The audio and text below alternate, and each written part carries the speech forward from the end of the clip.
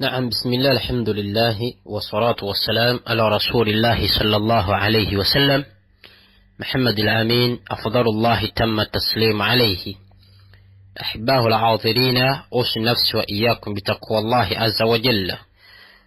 أما تندو أمجفق واتشتيب الله جل وعلا الله جل وعلا مجرك وابل إمبيرا ومن تساجوسا وابد تميغيرا سبحانه وتعالى akkirize ibada zaffe ez'enjawulo ze tukola. Allahumma amina. Tumegayirira Allah tusonyiwe ebitusibako ng'abatonde, ate aleke tugezesa nabiri waggulu waffe nga wakitiibwa sallallahu alayhi wasallam bwe yatusabira naga nti rabbana la tuhammilna ma la taqata lana bih wa'fu anna waghfir lana. Wakitiibwa Allahu jalla wa'ala totubundugulangako, tutugerera ebigezo ebitusinga obukkiriza bwaffe. Wakibwa tukusaba otusonyiwe ebitusobako, otuddiremu anta maulana, gwe nnyiniffe Allahu jalla wa'ala. Nga tuli nnaku ezisemberera okusembayo mu Ramadhaani bi'awnihi tabaraka wa ta'ala, tuba n'omusomo gwaffe oguyitibwa ogwa nikaaha ogw'obufumbo. Nga tunabagulabako tobeko ku hadithi y'owekitiibwa maama Aisha radhiyallahu anha gwe yagamba bbaawe sallallahu alayhi wasallam nti owange rasulullah, singa wakitiibwa Allahu jalla wa'ala ngirira nenswama laylatul qadr fawajadani au fawajadahu, nenjikwasa makulu nentuuka mu kiro ekya laylatul qadr nenkikwasa, bigambo ki ebyebbeeyi byembanziriŋŋana nga laylatul qadr sinti kaba kaseera mu kiro, wabula kiba kiro kiramba ekibeerawo okuva nga magharibi eyingidde ila turu'i fajr paka subuhi ng'eyingiddewo. Yekiyitibwa ekyo kyonna ekiro Allah bw'akikuteebesaamu buli ibaada gy'okoleramu tayimuuzi emyaka oba tayimuuzi emyezi 10. Yamugamba nti ebigambo by'ogambanga nti Allahumma innaka afuwun tuhibbul afwa fa'fu anni. Ayiwa kitiibwa Allah, oyagala nnyo okusonyiwa. Al-afu ye muntu okusonyiwa nakye wetuba tubalidde ku bantu okusonyiwa nekyesonyiyibwa. Amakulu Allah akusonyiwa nekyakusonyiye nekyerabibwa mu bitabo, Allah nakisangula nekivaamu. Kati Allahumma, Allah oyagala nnyo okusonyiwa abaddu bo. Otuhibbul afwa, yegwe omusonyiyi oyagala nnyo sonyiwa. Fa'fu anni, wakitiibwa Allah sonyiwa. Bw'obeera ng'olina mukyalawo n'abaana bo, famire yo mutudde, maze oddya ekyeggulo, maze oddya ddaaku, maze osiibulukuka, mugambe nti fa'fu anna, wakitiibwa Allah tusonyiwe ffenna. Bwemanga muli mu jamaa, bw'obeera ng'oli omu nga byali nti mama Aisha radhiyallahu anha yali omu, oga nti Allahumma innaka afuwun tuhibbul afwa fa'fu anni. Byebigambo tulina okubeera nga tuddiriŋŋana ennyo mu mwezi guno ogwa Ramadhaani gwonna. Allah wakutaasa n'okukwasa ekiro ekyo fabi'i wa ni'ima. Musomo gwaffe ogw'olwaleero nikaaha, mukkirize tulabe ku ba'dhu as'ilatin fi nikah, ebimu ku bibuuzo ebimegga abantu mu bufumbo, ebibuuzo bya nika, ebibuuzo by'omu bufumbo omwo, ebibuuzo by'omu kisenge, kubanga obufumbo kisenge. Wa barakallahu fikum. Eri ekibuuzo kimu ekiddiriŋŋanyiddwa ebbanga n'ebbanga kigamba kitya? Kigamba nti seeka, singa mba ne mukyala wange era bawuwo, naye ne twenywegira mu Ramadhaani emisana nga twasiibye, abaffe ekisiibo kyaffe kifa kyonna oba olunaku olwo lwokka lwe lufa. Singa mba ne mukyala wange ne tukola omuqabala ne twekiisinga nga tusiibye, abaffe ekisiibo kyange kyonna kifa oba olunaku olwo lwe lufa. Barakallahu fikum.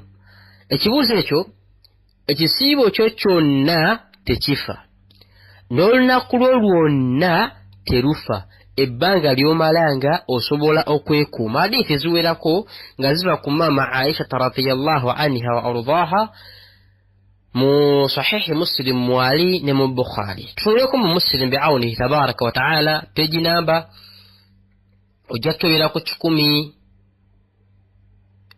ojja ku 10 kulukumi muchukumi mumukaga wa barakallahu fikum haditha yaweli nga mama Aisha radhiyallahu anhu atunyumiza nga atugamba ati basahaba bajja bangi nga mukujja kwabo okungi kugamba bayine ekibatabudde bebuuza leka nawe nga wasiibye unywegera omukyala leka nawe unywegera otya ne bajja wa mama Aisha radhiyallahu anha ne bamubuuza nti wamma tubuulireko ombaka yali nga akola atya nga asiibye faqalat n'abagamba nti kana rasulullahi sallallahu alayhi wasallam yuqabbil yali nga anywegera wa huwa saim naye nga yasiibye ويبشر وهو صائم الله أكبر waliwo okunywegera bukkiisi yalinga akiisinga mukyala we emimwa yenna wayagadde okkiisinga wahuwa swaim naye nga yasiibye agamba nti wayubashir albishara ye muntu kiisinga romancing mbaka yakiisinga nga bakyala be ng'alomansinga bakyala be wahuwa swaim nga yasiibye mama Aisha tabagenda maso n'abagamba nti naye walakinahu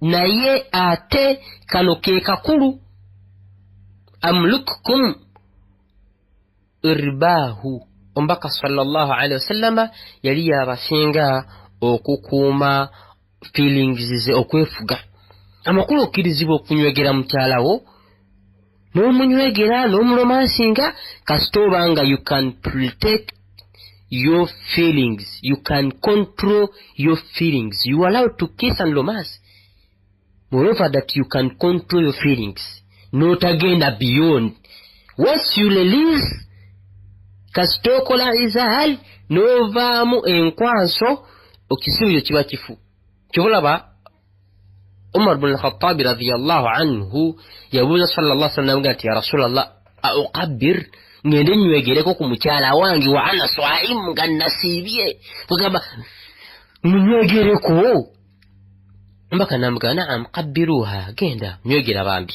nywegera Umar genda kaja ashabab fasala nafsu shay'un wajjo muvubuka nabuuza kyekimu nga musajja mukuru Umar bin al-Khattab kyabuuzizza famana'ahu an-nabi sallallahu alayhi wasallam baka namga nti la tonywegera biveeko gwe totawaana hikima kye yalimu bano basajja bakulu ebintu ababiraba dda ava wala asooka kulowooza Sematalo ow'okubiri n'alowooza Masaka n'alowooza Ejjinja wuyo azze wuyo ajjasembera paka watuuka e Nakawa naye omuvubuka oluba onywegera waati we panga ali Nakawa n'oyita waayise wuyo ali ku ssaawa ya Queen kitegeeza ebyo tajja kukola ki ajja byonoona nga wahuwa swaim idhan bw'obeera ng'osobola okwekuuma akhil karim n'okoma kunywegera n'otagenda namboole nota withdrawing notavaamu nkwaso saumu ye batalina buzibu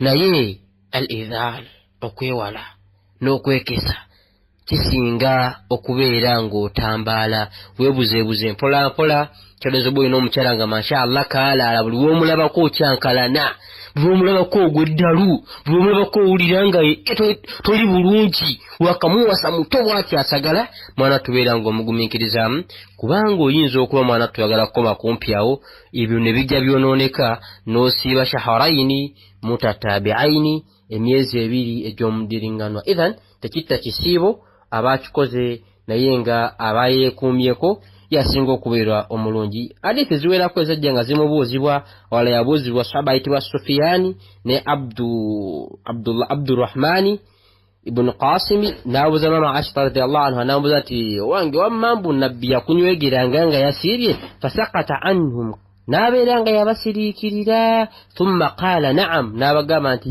ye kituufu omubaka sallallahu alayhi wasallam yanywegeranga ng'asiibye wajjawo ekibuuzo ekirala Sheikh namulwa ntya okunyumya ne mukyala wange yani kala ebigambo ebyesenneekerevu eby'omukwano nga wanahanu swaimina nga twasiibye tekirina buzibu nyumya naye ate Sheikh watya nga nkyamwogereza bbanga mu mutuulo wange bwe kibeera nga okwogereza kw'omwogereza kwannika si kwa bwenzi yajuuzu kikkirizibwa bugambo obugambo obusenneekerevu tekiba na buzibu wallahu ta'ala